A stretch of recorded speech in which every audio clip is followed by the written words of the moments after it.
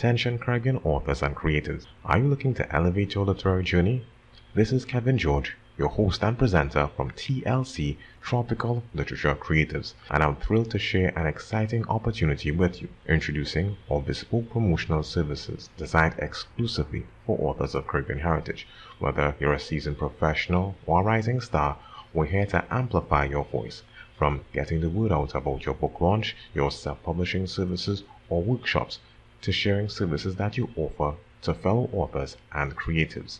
Visit our website or reach out to us today to explore how we can tailor our expertise to showcase your literary brilliance. Let's unlock the next chapter of success together. Greetings, listenership. Welcome to TLC Tropical Literature Creatives, the podcast where we interview authors of Caribbean heritage about themselves and about their literary works. Some of them you've heard of, and some of them you'll be hearing about soon enough. Today we have with us Joel Fredrick. Joel is the author of several books which we will be introduced to during the course of this interview.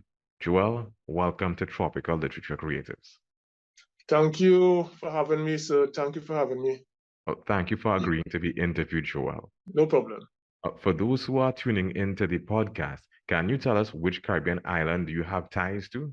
I'm originally from Trinidad and Tobago, born and grew here. I'm based here. There's a scenario that I try to give persons. Imagine I come to Trinidad and Tobago for the very first time. I meet you at Piakwe International Airport. What would you recommend that I try? What place or what food would you recommend to me? Well, I basically I wouldn't really recommend any food because Trinidad has the normal doubles and roti, but I will really expect people to partake in the beauty of the country, because there are a lot of places in Trinidad that are strikingly beautiful. A lot of waterfalls, a lot of rivers, a lot of flora and fauna.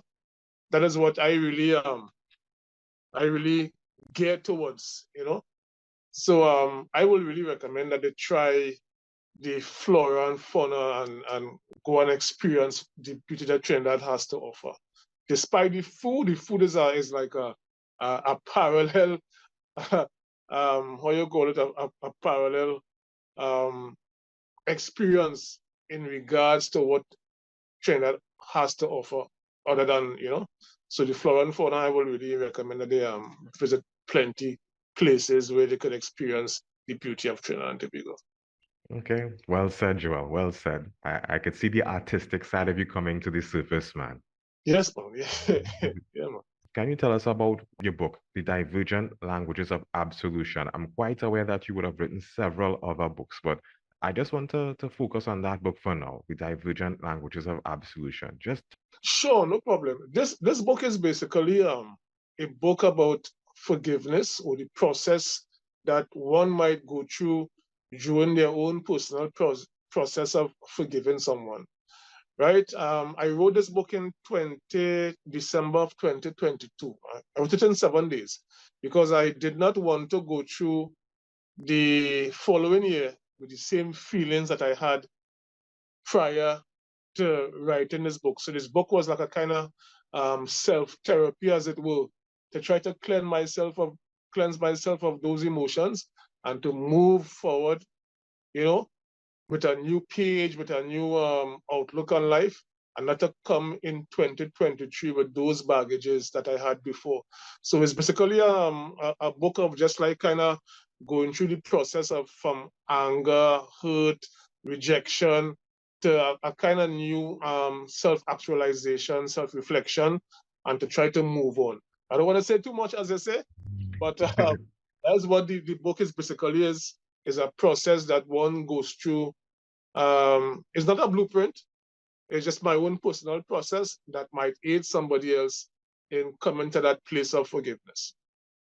I like how you said that, because one thing that we learn as we get older, as we become adults, etc., is that sometimes there's no set way to solve an issue or a problem. Sometimes we look at other person's experiences and their examples, and we're able to pick sense from nonsense, see what applies to us, and address the issues that we ourselves may be facing. So I like how you put that. It's not so much an hard and fast answer, but it's your example your experiences that is there for us to learn from. Exactly. Yeah, Uh, what exactly. what struck me as well is that you said you wrote the book in 7 days. Yeah, yeah. As I said, it was like a kind of therapy for me Mm-hmm. because when I write, I usually be in a zone.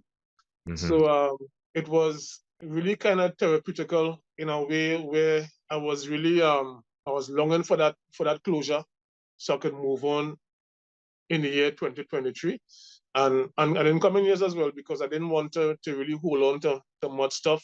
It doesn't mean that I'm completed. The process is still there, but at least I've gotten at least the majority of those ill feelings behind me, and I'm moving on because it was really it was really a kind of what do you call it, boy, a kind of traumatic experience, as it were. Mm-hmm. But I think I'm a little more better for it. And anybody who might be reading this project might appreciate why I wrote in that particular style and how my process was, and they could be able to relate to their own process as well. Having finished the book in 7 days, I can't help but look at your experience and the other books that you would have written.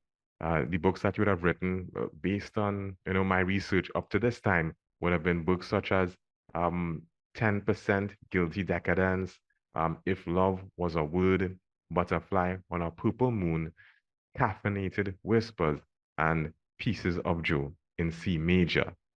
Seeing that you would have written so many books, would that have contributed to the streamlining of your process in having your book done in such a short space of time? I believe it would have helped in some way because having written those books thus far, the process for me to write a book now is much easier compared to when I first started off my writing journey. The process now is a little much easier, so I know exactly, how to structure my words, how to put the certain poems and pieces in a specific place in the book. So is the process is a little much easier. Hence, the volume of work that I've put out so far, and the ease of which I've started writing these books and publishing them. So yeah, it really aid in that regard. Are you a full-time writer? I would love to be, but unfortunately, I will. Well, let me rephrase. I am a full-time writer with a full-time job. My writing does not support me. I wish it does, but the goal is really to have this as my career, because I'm working otherwise. So this is basically my plan B or my plan A actually. When I'm finished in my field of work, my plan is really to become a full-time writer. So I'm a full-time writer in another regard. You Mm-hmm. know, where what do you call it? I'm blessed and cursed because I write basically every single day. Probably that's why I have such a huge I wouldn't say a huge, but I've written so much books. I basically write every day. There doesn't go a day where I don't jot down something, write something. There's a kind of prompting in me that I must write something every day. I don't know what it is. I've been doing this for quite a while, and I can't seem to stop. You know, I can't seem to stop. If a day passes without me putting down something on paper, Mm-hmm. I say, well, I wonder if I'm feeling right today, but if something wrong today, but I have to write down something every day. Yeah, that's my creative process. And I was about to ask that question because for everybody it's different, but for you it doesn't seem so much like a process. It seems more like a compulsion. Exactly. Well, I also go by the moniker poetry on purpose, and I'm telling myself that probably my purpose is to touch someone somewhere. even if I don't become rich or popular by any means, which might be, it might be good, but I believe my purpose is to influence people and to touch somebody. So even if one person is touched or influenced by any of my work or any of my poems or poetry, that will be enough for me. You know? That sounds insightful. In Yes. in terms of the books that you've written so far and that you've published so far, how many of them are self-published? All of them are self-published, actually, from the very first one, Caffeinated Whispers, to the last one that I've published, that I've recently published, the Divergent Languages of Absolution. All of them are self-published. Oh, when I looked at them, I really had doubts, because there were two that got my attention. Um, the first, the first was 10% Guilty Decadence, and the other was Butterfly. What is it? On a Purple Moon? On a Purple Moon. The Yeah, I think the writing is a little bit ambiguous. It's actually 70% guilty 70%. decadence. Yeah, Okay, 70%. okay. Writing that the graphics are not so clear. Yeah. Oh, but fun aside, when I looked at the covers, I was thinking these are really quality covers. And whoever would have done this, they would have put a lot of effort into the artwork and also into the print because uh, it doesn't look like something that that's done like, for want of a better description, like in a garage somewhere. It looks like something that effort was Yeah. put into. Yeah. What happened is when I was going through the publishing process, Hmm. uh, I did not have a graphic designer or a graphic artist. So Oh. when I reached out to someone on Fiverr, they told me to go on a particular website. I think it's depositphotos.com. And Hmm. they say I could pull a photo from there, but I have to pay for the license. So that is what I did. So I just pulled a photo, send it uh, how do you call it, boy, a freelancer on Fiverr.com. Hmm. And Hmm. because that person has done all of my covers thus far, Ah, right? So when I sent it to her, she just did the finishing process and edit and Photoshop and did whatever to result in that finished product now. yeah, I like that. I like that. Some persons they say that with platforms like Fiverr, it's hit and miss sometimes. But here it is. It seems that Yeah. you found someone, and this person has been consistent with you so far. Yes. It's only two of my books. If Love Was a Word, and this very last one, I the covers that you see yourself, I did those covers, and I just sent it to her. But I came up with the what do you call it? Came up with the idea and the conception of it. And I because actually the If Love Was a Word is a picture of my wife and myself on the cover, and I just kind Ah, of graphic, just kind of make it kind of ambiguous a little bit, so it really actually show a face, but you can see his two faces there.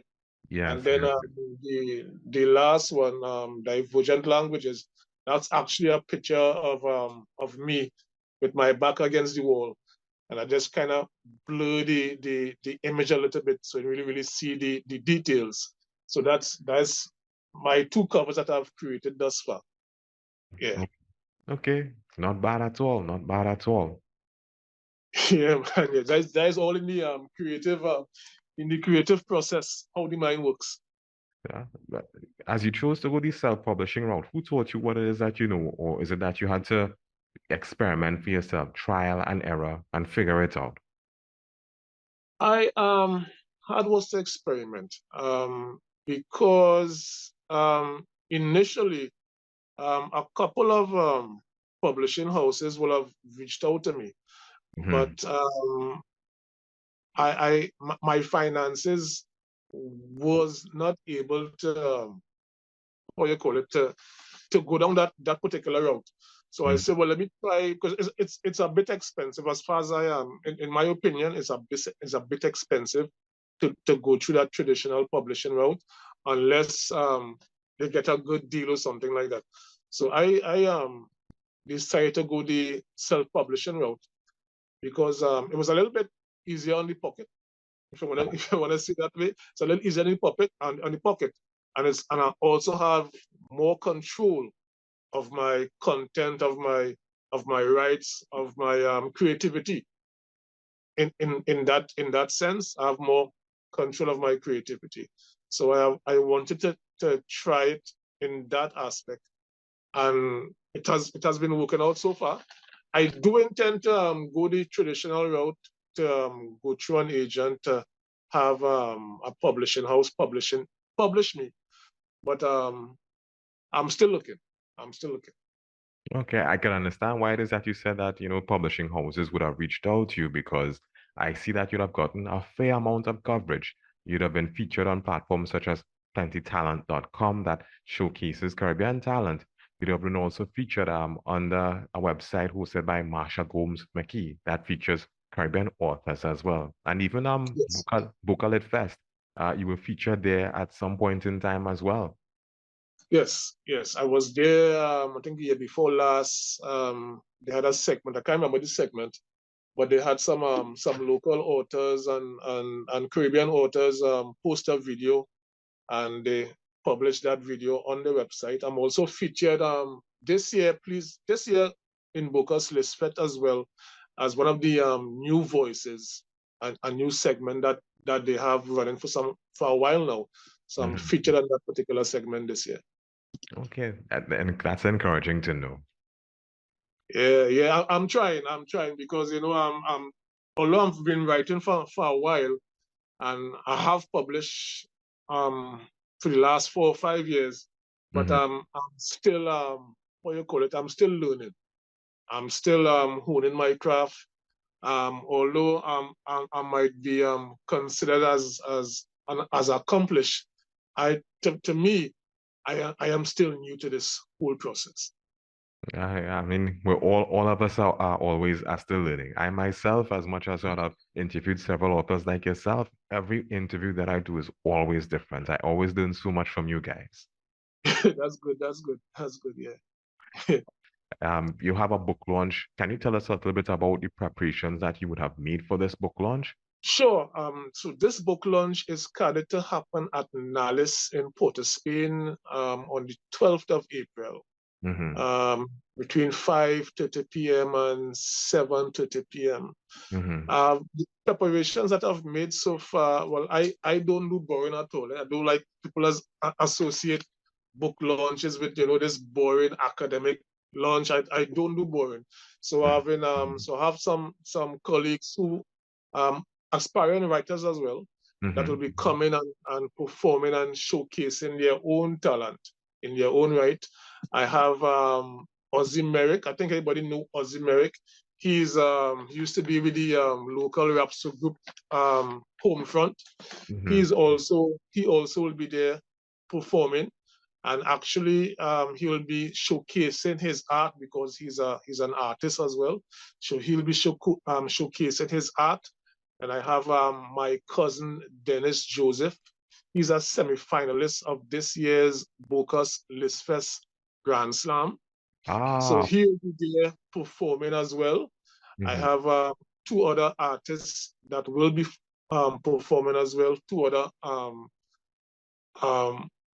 writers who have recently published their work. So they'll be performing as well and showcasing their talent. Oh, that sounds interesting. It sounds like you've had to get creative when it comes to promoting your work.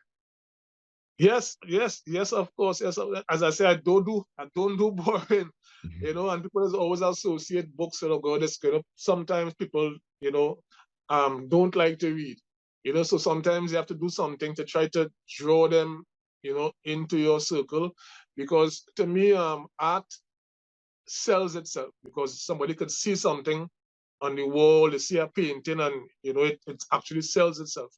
But poetry now is something that you have to connect with that person. You have to actually read the poetry, unless they could understand, because I doesn't want to make my poetry too, what do you call it, boy, too academic and use too much of big words. I try to make it as simple as possible so people could relate to it.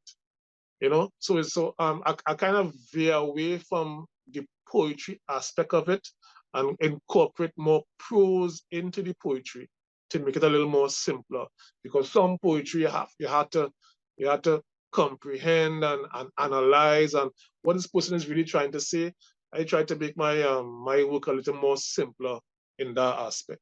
So the process for the whole book launch is going to be exciting. It's going to be exciting.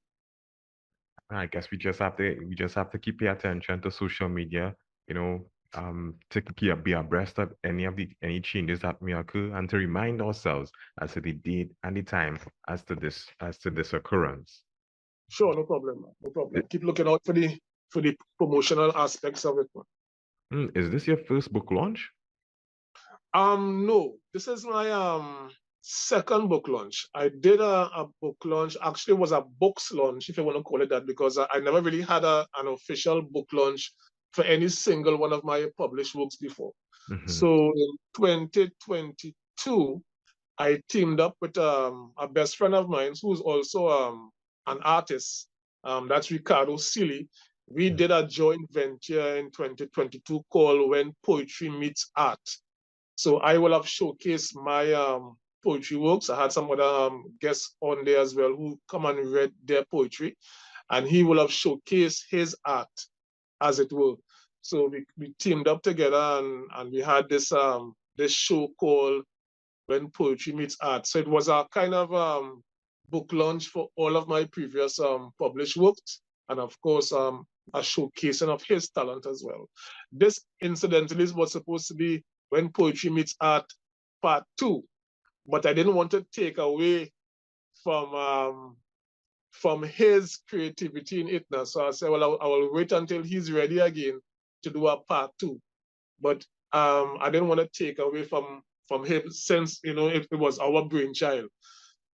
So this is basically my way of doing the publishing for this particular book alone, as well as bringing on other people and showcasing their talent, because I believe it's all about inclusiveness in trying to help people as well, because the journey to be a publisher and to be a writer is not an easy journey, and sometimes you have to help someone along the way when you have a platform.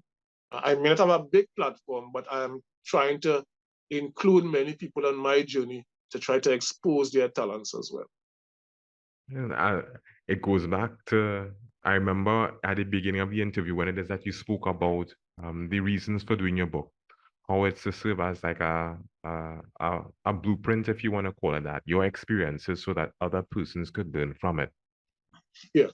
Seeing like you would have done like this book launch before, for in conjunction with someone else, and you're doing this book launch on your own. You're fully you're 100% Joel Frederick's book launch. What experiences or what lessons did you learn from the previous book launch that you would be applying to this one? Well, I consider myself an introvert, right? I think life experiences. I wasn't always an introvert. Life experiences will have made me more kind of antisocial person in that regard. But it has caused me now to come out of that shell, because in order for me to connect to people with the poetry, you have to come out of your own pride, your own selfishness, your own how you just call it, your own bad ways, your own bad ways, and to try to meet people where they are so they could connect with you. It's all about connecting. So my experiences now is more to connect with people. Where I would have just let my work, speak for itself, I actually have to come out of my own space and go and meet people where they are to connect with them. And I like that because interestingly enough, a couple of the authors who I spoke to, they just like yourself, not to say that they're antisocial, but they're more invested in themselves. They spend a lot of time, writing, quality time, etc. So when the time comes to interact with persons, it's not something that they're entirely used to. or Yes, comfortable. exactly. Yeah. Yeah. And to promote your book, they find themselves coming out of their comfort zone the same way that you are to just get the job done. Oh, yeah, it's terrifying. It's terrifying. You know, because some people don't do people good now. So you have to really come out of you have to face your fears, as it were. Because Hmm. normally I most of my work that I have put on social media is faceless. I just put my work out there. I put some videos, with with my voice recording behind. And then recently, I tell myself, all right, how long I'll do this for?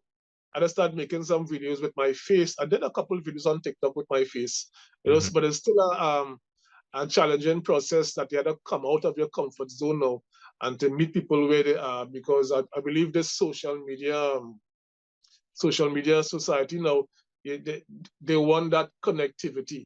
They want to see you and interact with you, and to see who you are as a person, more or less apart from your work. They want to see who this person really is and try to connect with them personally. So it's still a process.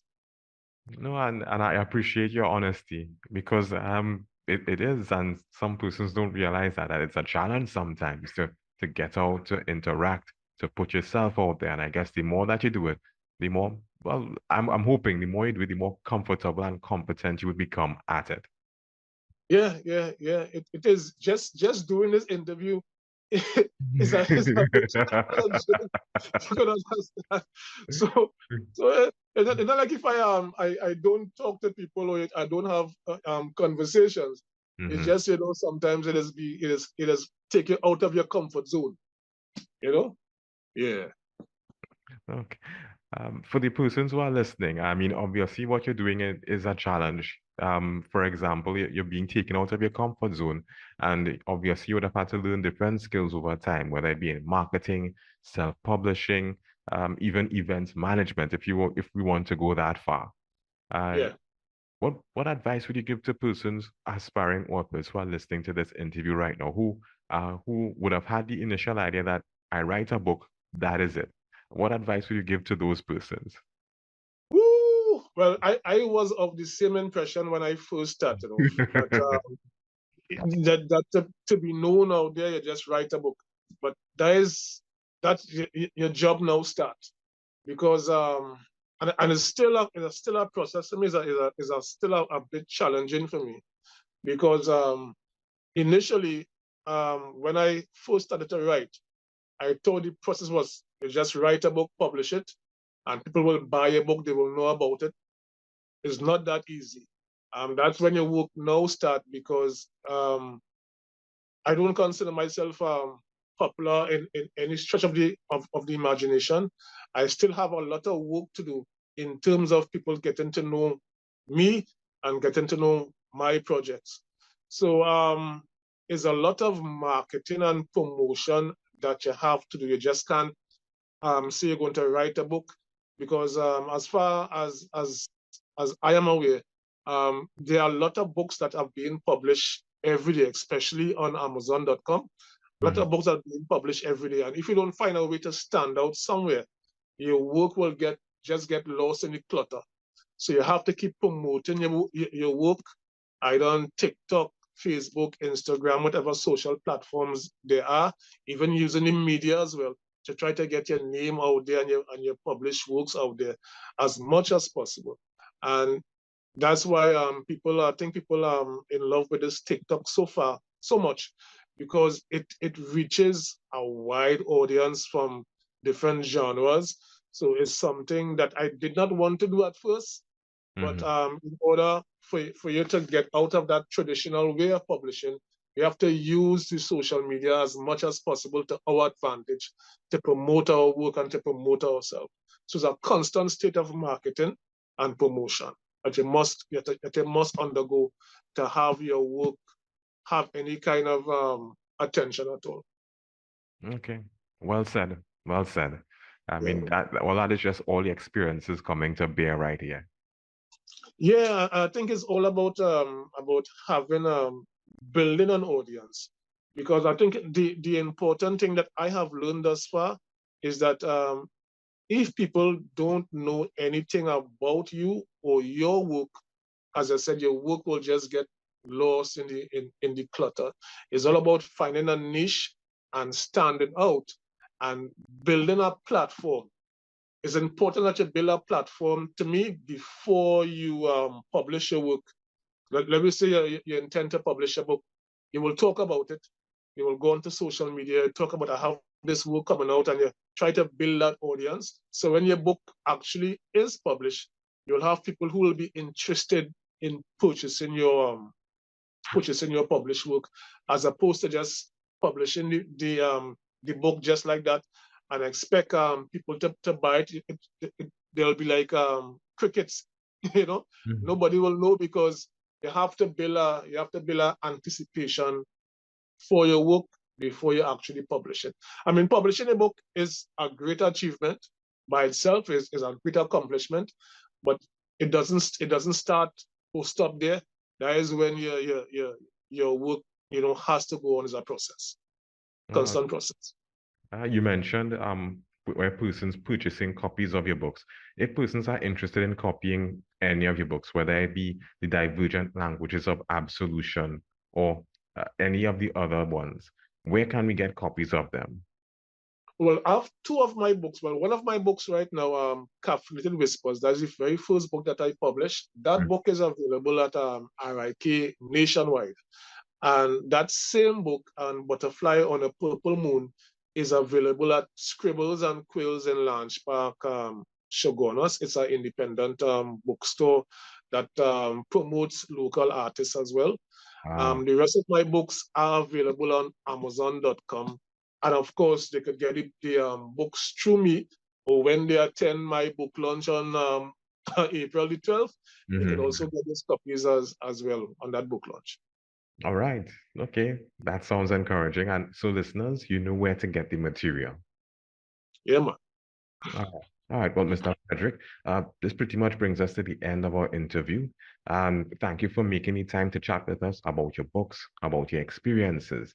And in terms of your book launch that's supposed to happen on the 12th, I believe I got the invitation. So I think I will be there for sure. I will be there for sure. Oh, I hope you're coming. I really hope you come. I really appreciate the support. I appreciate this interview and this platform that you have taken your precious time and your personal time to accommodate me. So I appreciate you, sir. Thanks a lot for that. Okay, well, I mean, it's my pleasure. I mean, I always enjoy promoting and finding out more about Caribbean authors.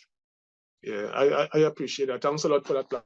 You've been listening to TLC, Tropical Literature Creators. If you've heard something of interest or something you like, reach out to us. Reach out to our authors.